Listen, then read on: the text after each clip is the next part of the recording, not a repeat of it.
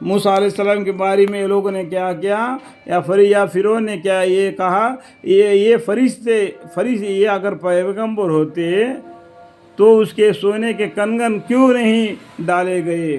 سونے کے کنگن، چاندی سونا اس کے پاس ہے، یہ موسیٰ علیہ السلام کے پاس نہیں۔ اس طریقے سے بھی وہ کہہ دیا، اور یہ بھی کہہ دیا یا فرشتے اس کے ظلم میں پر باندھ کر آئے ہوتے، اگر فرشتے دنیا میں آئے ہوتے تو حساب کتاب کا معاملہ ہو چکا تھا، تو یہ اس کو منہ کھولنے کی بھی فرصت نہ ملے گی۔ غرض اس نے ایسی باتیں کر کے اپنی قوم کو مغلوب کر دیا، اپنے بس میں لے لیا اپنے قوم کو۔ دیکھو آج سبھی آدمی سمجھدار ہے، آج سائنس بھی بڑھ گیا، پڑھائی بھی بڑھ گئی، سب کو دین کا علم معلوم ہو گیا، تو آج بات ہے۔ اگر ہم پیچھے زمانے میں اپنے باپ، اپنے دادا، ان کے باپ، ان کے دادا، ان کے باپ، ان کے دادا، اگر ہم پیچھے کو چلے جائیں گے تو لوگوں کو ذرا دماغ کم تھا، بہت کم تھا۔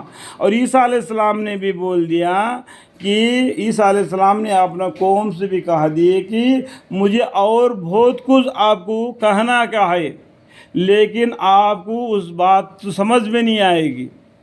چاہے میرے کو عیسیٰ علیہ السلام کو، ان کے قوم کو اور بھی بہت باتیں اللہ کے حکم سے بتلانے کے ہے، لیکن تمہارا دماغ اتنا نہیں کہ تم اس باتوں کو سمجھ سکو۔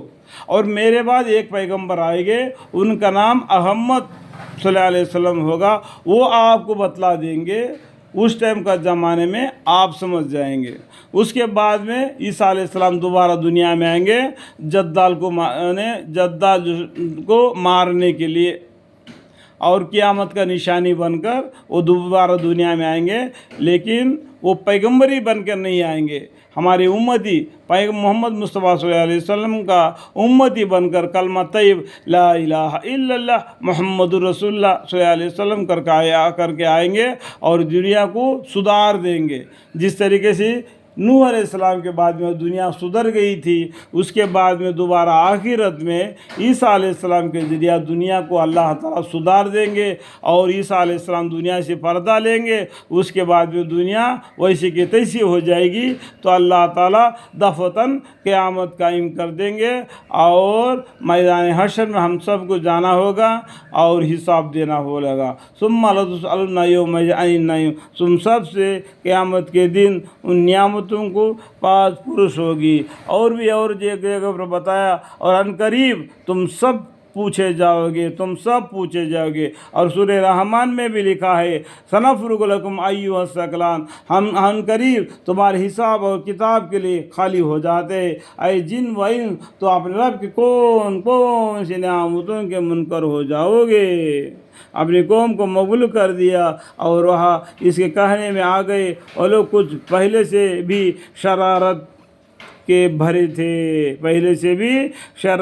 بھرے تھے، پھر جب ان لوگوں نے ہم کو غصہ دلایا، اللہ تعالیٰ کو انہوں نے غصہ دلایا، ایسے الٹے سلٹے کام کر گئے نہیں کو وہ آگے، اور وہ اس کے کہنے میں آ گئے، وہ لوگ کچھ پہلے سے بھی شرارت کے بھرے تھے، یعنی جیسا فرعون تھا ویسی طریقے سے ان کی قوم بھی شرارت سے بھرے ہوئے تھے۔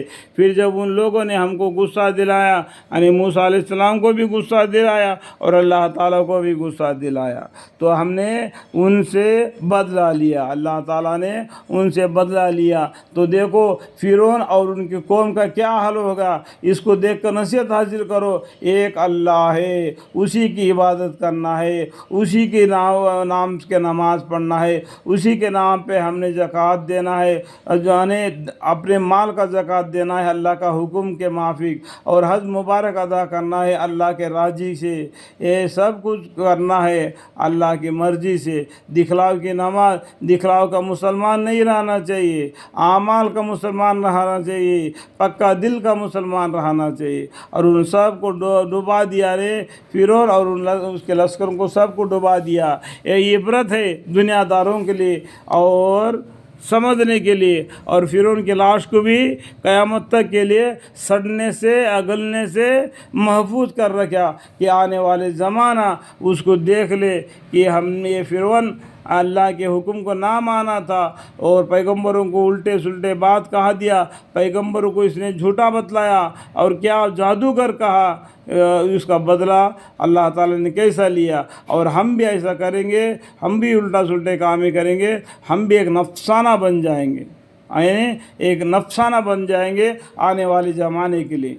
इसको याद रखे, हर इंसान अल्लाह का हुक्म को माने, कुरान को तिलावत करे और आइन पैगम्बर का बात को मान ले। वही बात है अतीउल्लाह व अतीउर रसूल। अतीउल्लाह का मानी कुरान है, अतीउर रसूल का मानी है पैगम्बर सल्लल्लाहु अलैहि वसल्लम को तौर तरीका हदीसों में लिखा गया है। वो सही हदीस अच्छी है, कुरान के बाद पढ़ने वाले उन किताबों को पढ़ने से भी हमको कुछ मालूम पड़ जाएगा और भैंस जौहर को पढ़ने से मसले मसाइल मालूम हो जाएंगे और क़सस अल अंबिया पढ़ने से कुरान का मानी एकदम समझ में आएगा। अल्लाह हम सबको हिदायत दे और इल्म अता फरमाए और हमने उनको आइंदा आने वालों के लिए ख़ास तौर का मुस्तक़द्दी में और नमूना इबरत बना दिया और नमूना इबरत बना दिया। आज भी फ़िरौन की लाश कप्ता के म्यूज़ियम में पड़ा है, जो भी जाके देख सकते हैं। फ़िरौन का मानी मर्द माना है, फ़िरौनी का मानी औरत है। फ़िरौन एक ही कुरान में लिखा गया है, लेकिन हम गूगल में जाके पूछेंगे फ़िरौन 70 फ़िरौना दुनिया में आए, 70 फ़िरौनियाँ आए उनके बीवियाँ। तो मिस्र का बादशाह था जो यूसुफ अलैहिस्सलाम के ज़माने में, वो भी एक फ़िरौन था, लेकिन वो इस तरीके का फ़िरौन ना था। वो भी अल्लाह को इबादत करता था। वो ये कभी नहीं कहा था कि मैं अल्लाह हूँ मेरी इबादत करो, वो नहीं कहा। वो फ़िरौन था, बल्कि उसकी चाल चलन में ये बदलाव नहीं थी कि वो इस्लाम के साथ अपना ज़िंदगी बसर कर रहा था। लेकिन फ़िरौन के ख़ानदान में से होने से उसको फ़िरौन कहा दिया गया, लेकिन वो अल्लाह का दावा नहीं किया, उसने खुद अल्लाह की इबादत कर रहा था। जो यूसुफ अलैहिस्सलाम भी यही कहते थे कि एक अल्लाह की इबादत करो। अब यूसुफ अलैहिस्सलाम का सूरा पढ़ेंगे, सूरा यूसुफ, तो उसमें मालूम पड़ जाएगा यूसुफ अलैहिस्सलाम ने उनको क्या कहा था, तौहीद की तरफ बुला दिया। अल्हम्दुलिल्लाहि रब्बिल आलमीन।